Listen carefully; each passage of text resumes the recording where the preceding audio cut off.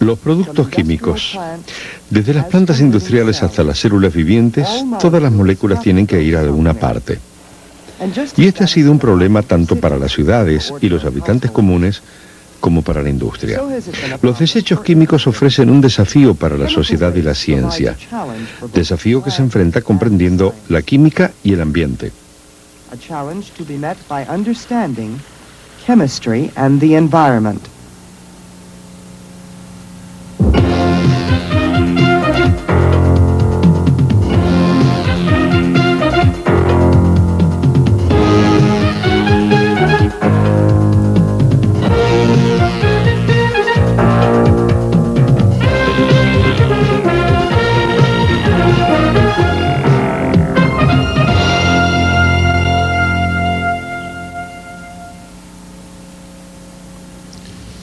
En nuestro último programa vimos que nuestros cuerpos son intrincadas fábricas de productos químicos. Las moléculas ingresan, se desdoblan y vuelven a formarse aún más complejas. En nuestros cuerpos se alternan todo tipo de ingeniosos ciclos entre moléculas y energía. Pero no somos sistemas cerrados. Hacemos ingresar cosas y obtenemos energía. El planeta en que vivimos es, sin embargo, un sistema razonablemente cerrado.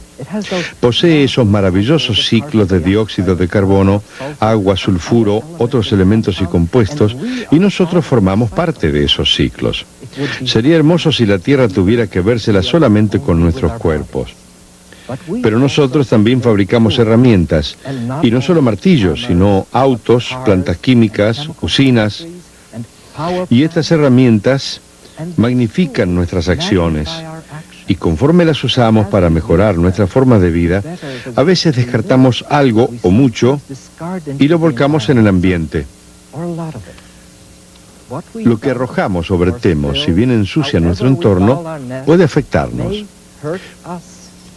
Puede afectar a otras especies, puede interferir con esos grandes ciclos. En este programa examinaremos cómo nosotros y nuestras herramientas afectamos la Tierra, cómo la química nos da capacidad de evaluar lo que hacemos y veremos algunas posibles soluciones.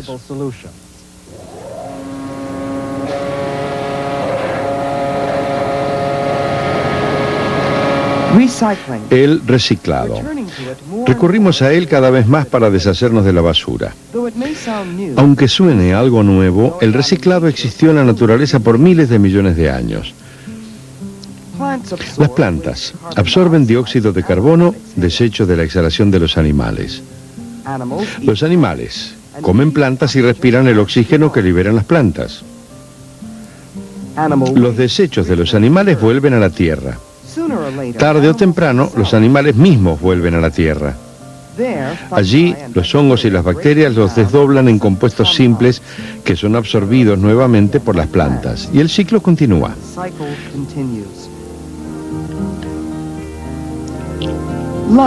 La vida es una compleja trama de ciclos químicos, conjuntos de reacciones equilibradas y, en última instancia, potenciadas por la luz solar. La Tierra toda forma un gigante banco de compuestos químicos. Hasta la aparición del ser humano, el equilibrio se mantenía en buena medida. Pero este equilibrio puede alterarse. El dióxido de carbono es un nutriente vegetal vital y sin él la vida no existiría. Pero los humanos lo producen excesivamente al quemar carbón y petróleo. El problema crece con las talas de bosques. Los árboles que pueden absorber el exceso de dióxido de carbono han desaparecido. La mayor cantidad de dióxido condensa más calor, el efecto invernadero. En última instancia, puede que haya una cantidad excesiva que la naturaleza deba reciclar. El reciclado natural también se ve afectado cuando agregamos nuevas moléculas sintéticas al medio. La naturaleza no ha tenido tiempo de hacer evolucionar a los hongos y bacterias para degradarlas. El doctor Peter Reven es miembro de la Academia Nacional de Ciencia. Es obvio que se hace más y más patente que el mundo no es un desagüe sin fin, ni un vertedero interminable para las cosas que fabricamos. Pero igualmente obvio es que vamos a seguir fabricando cosas para nuestro propio beneficio. Lo que debemos hacer es medir los beneficios y las desventajas de fabricarlas. Es decir, qué estamos haciendo con ellas y cómo estamos descartándolas. En algunos casos hemos comenzado a hacerlo. El DDT solía usarse en todo el mundo para matar insectos. Quizá haya salvado cientos de miles de vidas de las enfermedades originadas en los insectos, como la malaria. Pero hoy el DDT es rechazado en la mayor parte de los países de Occidente porque mata peces y prácticamente barrió con diversos tipos de aves. Interfirió con la formación de las cáscaras de sus huevos, provocando que muchos se rompieran en sus nidos. La lluvia drenó el DDT hacia el agua. Algas y otros microorganismos lo absorbieron. Las grandes criaturas que se alimentaban de las algas acumularon la sustancia en sus cuerpos. Los pájaros que se alimentaban de peces se encontraban en la cúspide de la cadena alimenticia y fueron los que más acumularon.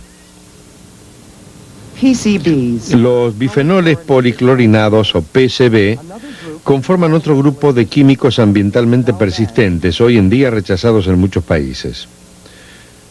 Son líquidos oleosos que constituyen un buen refrigerante y aislante para grandes transformadores y capacitores eléctricos. Como el DDT, los PCB poseen enlaces clorino-carbónicos estables y como el DDT son no polares. Por lo tanto, se disuelven y acumulan preferentemente en la grasa corporal. Hemos rechazado el DDT y los PCB, pero hay otros contaminantes que todavía causan preocupación. ¿Nos preocupan estas formas de contaminación solo por unas pocas especies amenazadas o hay una razón más apremiante? Bien, de manera general, la contaminación daña la productividad biológica de cualquier tipo y la existencia humana está basada en gran medida en la productividad biológica. La productividad agrícola es un ejemplo obvio. Hay productividad de los bosques, para madera, para combustible. Los bosques son fuentes de combustible para 1.500 millones de personas en el mundo. Hay productividad de océanos, de lagos, y ahora todas estas formas de productividad pueden ser alteradas, limitadas o anuladas por la contaminación debido a procesos químicos o industriales.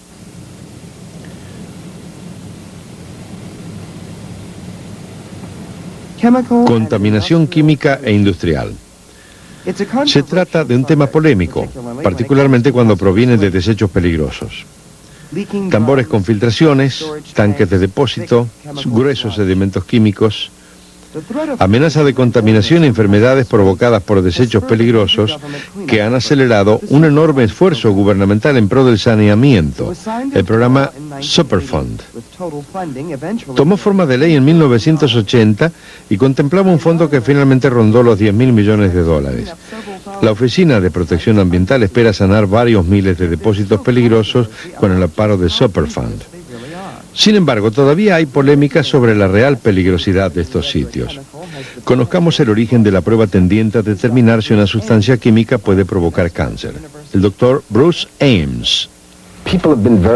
La gente ha estado muy preocupada sobre la descarga de basura tóxica, pero realmente la evidencia que esto está causando algún daño es mínima, no hay gran evidencia.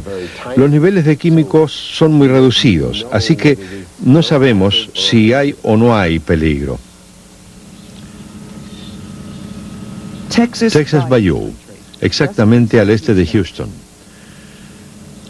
Las maniobras de minería han dejado abiertos pozos en la tierra pantanosa que conforman convenientes vertederos de desperdicios peligrosos provenientes de refinerías de petróleo y plantas de químicos. El vertedero de basura de la French Limited contiene 105.000 metros cúbicos de barro tóxico y suelo contaminado, ácidos para terminación de metales, benceno y PCB. Ahora el vertedero forma parte del programa Superfund y se están llevando a cabo trabajos para limpiarlo. Pero en los pueblos cercanos hay preocupación sobre los efectos sobre la salud de esta basura, si bien muchos expertos piensan que no hay peligro. Estos puntos de vista contradictorios ilustran la pobre comunicación que hay entre científicos y la opinión pública. Dentro de la Iglesia Católica San Martín de Porres, las opiniones de los fieles muestran cómo los miedos de la gente superan los hechos científicos. Tenemos problemas, decididamente. Hay gente, por lo menos 13 personas que conozco, que murió de cáncer desde que instalaron el vertedero. Uno no tenía esas cosas antes. Cuando éramos chicos, la gente no se moría de cáncer, se moría de vieja, más de 100 años, o alguien los mataba o se mataban en un accidente. Ahora todo es cáncer en Barrow Station. Mejor no ir al médico. Y esto tiene que afectar a la gente, porque, y claro, cuando el viento sopla del oeste, la gente de este lado está mal. Y claro, cuando el viento cambia de dirección, bueno, la otra gente, usted sabe, en cualquier lado que sople, lo siente. A mí no me parece para nada que les haga bien. Me parece que no. Me quedo sin respiración. Me hicieron 4 operaciones, una de cáncer. Tengo una mancha en los pulmones. Todos los años tengo neumonía. No sé cómo viene esto. Los miedos de aquellos que están expuestos a los desechos tóxicos pueden no ser realistas, pero son reales. La doctora Helena Brown es profesora de toxicología de la Universidad Clark. ¿De qué enfermedad estamos hablando? Del cáncer, una enfermedad macabra a la que todo el mundo teme. ¿Qué pasaría si ese riesgo de 1 en 10.000 significara que fuera mi hijo quien fuera a contraerla? Ya no se trata de un concepto abstracto, es un concepto personal. Hay una brecha tremenda entre la forma en que la gente afectada por la exposición a este ambiente y a los carcinógenos percibe el riesgo y cómo un científico percibiría el riesgo. ¿Cómo persiguen los científicos el riesgo de los productos químicos y el ambiente? La mayoría de los químicos, incluso vitaminas, pueden ser tóxicos en grandes dosis. La mayoría de los productos químicos en realidad tienen una dosis que funciona a manera de umbral de la toxicidad. Por encima de ese umbral, la dosis es peligrosa, por debajo no.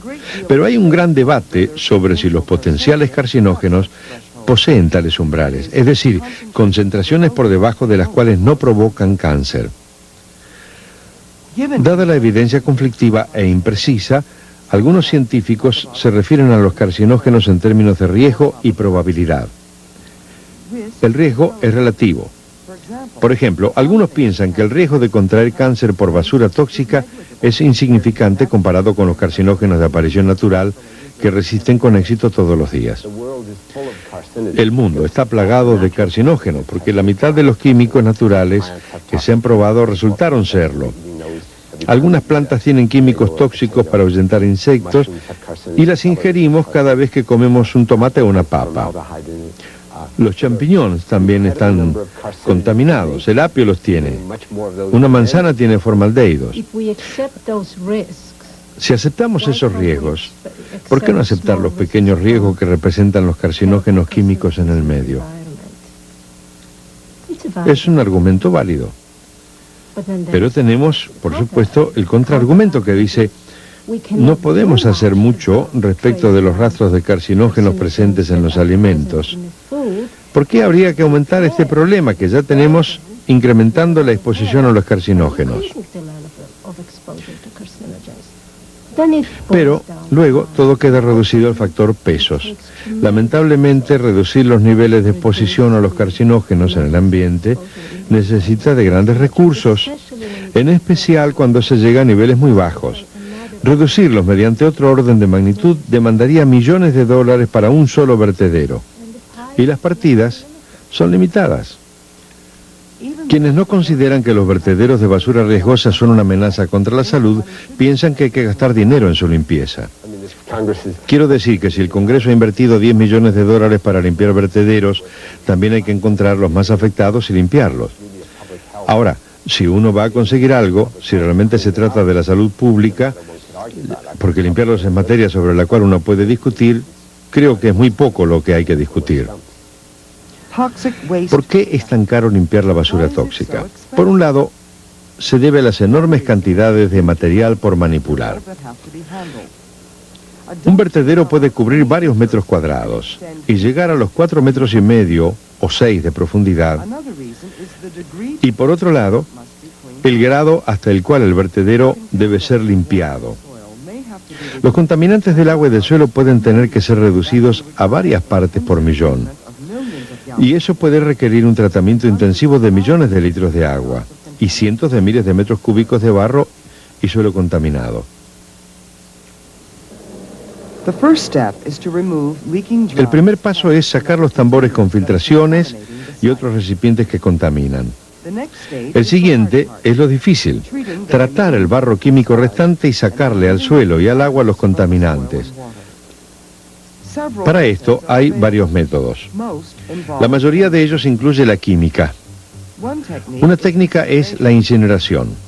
Se queman químicos a altas temperaturas para oxidarlos por completo.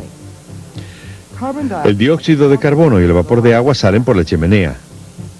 Los incineradores de desechos peligrosos normalmente están equipados con dispositivos llamados depuradores que atrapan las sustancias perniciosas, tales como metales y repuestos clorados, en los gases de escape. Una imitación fiel del mismo reciclado de la naturaleza consiste en el uso de bacterias para descomponer las sustancias químicas. Esto es biodegradación o biocuración. Muchos compuestos sintéticos no pueden ser degradados por las bacterias, pero hay unas pocas de ellas en un vertedero de basura que pueden metabolizar las moléculas orgánicas complejas que allí están. Los científicos cultivan esas bacterias en el laboratorio. Solo se alimentan de los químicos tóxicos existentes en el vertedero. Las bacterias que pueden sintetizar los químicos prosperan. Las que no pueden hacerlo, mueren. Se trata de la evolución en cámara rápida. Las que sobreviven son arrojadas al vertedero de basura donde comienzan su trabajo.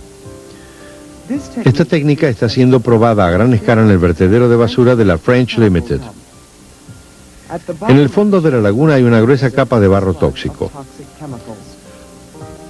Los compresores flotantes insuflan aire dentro del agua para ayudar a que las bacterias oxigenen los desechos. Para facilitar su llegada a los químicos, se remueve el barro con una draga. La espuma negra tiene un aspecto horrible, pero es en verdad un buen signo, como la espuma de la cerveza. Está formada por enzimas que las bacterias producen para degradar los químicos. Mientras la limpieza continúa, otro tanto sucede con el monitoreo. Se muestra el barro no tratado para determinar qué químicos contiene.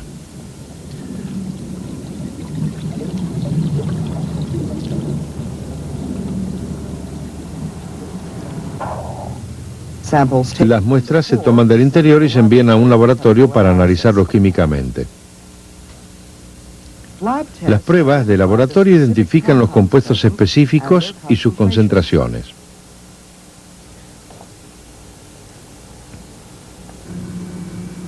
Otro monitoreo en el vertedero incluye controles para determinar escapes de químicos de la laguna, sea por filtraciones dentro de la tierra o evaporación hacia el aire.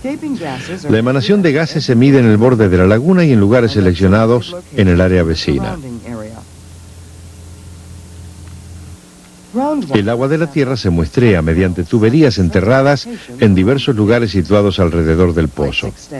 Las cañerías llegan hasta diferentes profundidades y el análisis químico de la muestra de agua revela hasta dónde se extendió la contaminación respecto del basurero.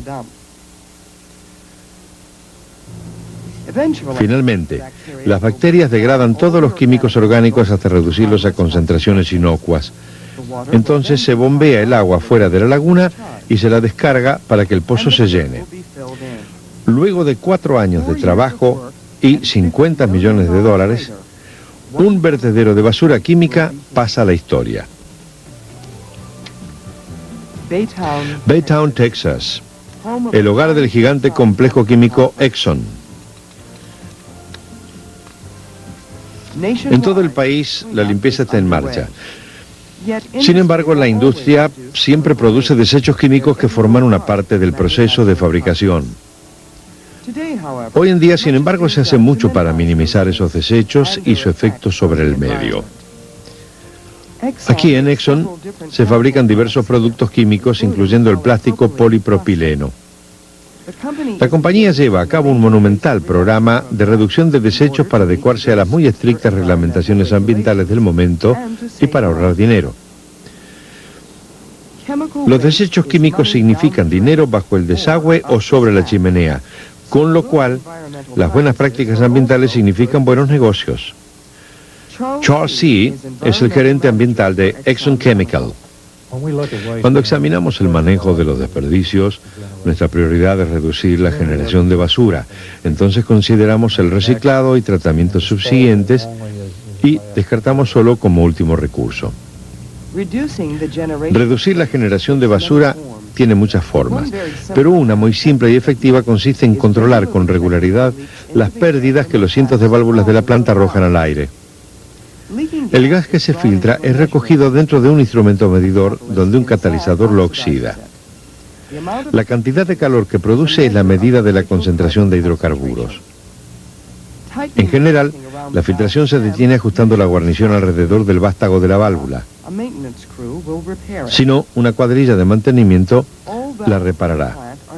Todas las válvulas de la planta están numeradas e ingresadas en una computadora para mantener un registro.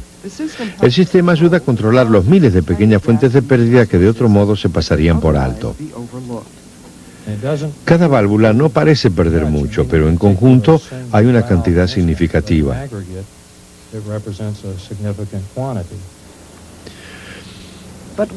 Pero la producción de basura puede ser reducida solo de aquí en más. Siempre va a haber una cierta cantidad de material no deseado que tiene que ir a alguna parte. Hemos aprendido a reciclar y recuperar buena parte de nuestras grandes cantidades de basura en forma de energía y usarlos como combustible. También aprendimos a ver aplicaciones en productos para algunos de estos desperdicios. Un ejemplo es el principal subproducto de la fabricación de polipropileno. Consiste en un material compuesto de cadenas de moléculas ramificadas en lugar de polipropileno de cadenas rectas que conforma el plástico blanco. En ese momento se lo quema como combustible. Pero la empresa espera convertirlo en un plástico maleable que pueda venderse como burlete, por ejemplo, sellador de ventanas. Incluso las bolitas de polipropileno de cadena recta se consideran como desperdicios si no tienen la medida o forma correcta. Entonces, para eliminar el costo del descarte, la compañía las recupera en la planta para la venta. Las compran las empresas que no necesitan plástico de alta transparencia, por ejemplo, fabricantes de juguetes. El sistema de recolección de agua de desagote recoge los derrames de todas las operaciones de la planta. Se separa tanto desperdicio como sea posible del agua y se lo recicla. El aceite puede ser purificado y utilizado como combustible. El agua sucia restante se descontamina con bacterias en una planta de tratamiento de agua de desperdicio. Es básicamente el mismo tratamiento dado a los vertederos de basura química en la biocuración. Los productos químicos en el agua de desperdicio le cuestan a la compañía en dos sentidos. Se desperdician los materiales útiles y cuesta dinero extraerlos del agua. Entonces, a diario se muestrea el agua de cada operación de planta por separado para tener un registro de las sustancias que se descargan. Los químicos analizan el agua en el laboratorio para determinar cuánto desperdicio hay y a la operación que produjo el desperdicio se le cobra el costo del tratamiento. El mismo principio se aplica a los desperdicios sólidos y a los barros que tienen que ser acarreados en camión para su descarte. Los que no pueden ser reciclados o degradados biológicamente se descartan en pozos acondicionados con plástico denso o arcilla para evitar filtraciones. Es una forma costosa de arrojar la basura, pero para esta industria vale la pena. La rápida escalada de los costos de descarte posibilita un incentivo para hacernos más efectivos en reducir basura. Hemos visto incrementos del 15% o más para determinado periodo y no hay razón para suponer que no crecerá mirando al futuro.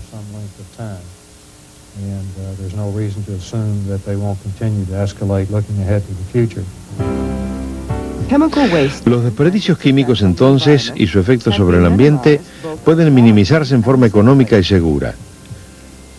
Los vertederos contaminantes de otras épocas están siendo erradicados poco a poco. ¿Cómo puede asegurarse la gente que el progreso tecnológico y económico no va a perjudicar su ambiente o su salud?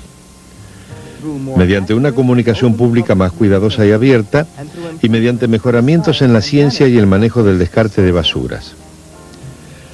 La química ha traído enormes beneficios a grandes cantidades de personas. Algunas veces han traído problemas que pueden ser comprendidos y resueltos mediante la química.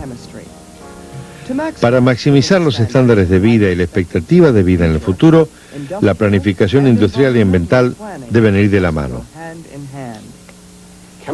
Las empresas químicas fabrican todos estos útiles productos químicos que necesitamos para vivir y no estuvimos preocupados dónde se arrojaban los desechos. Luego la gente se dio cuenta y bueno, el lago Erie se contaminó y comenzamos a marcar las reglas. Creo que lo hicimos bien. Los Estados Unidos probablemente son el país menos contaminado del mundo cuando lo miramos. Lo que en verdad queremos no es deshacernos de los procesos industriales, de modo que necesitamos decidir cuántas alteraciones de la atmósfera podemos tolerar, qué puede absorber la atmósfera, qué no puede absorber y decidir la base de una especie de compromiso colectivo. El punto operacional creo que es el ser humano, que todavía utiliza todo el ecosistema en forma intensiva y entonces necesitamos decidir entre distintas formas de manejarlo y hacerlo con sensatez y sobre principios totalizadores.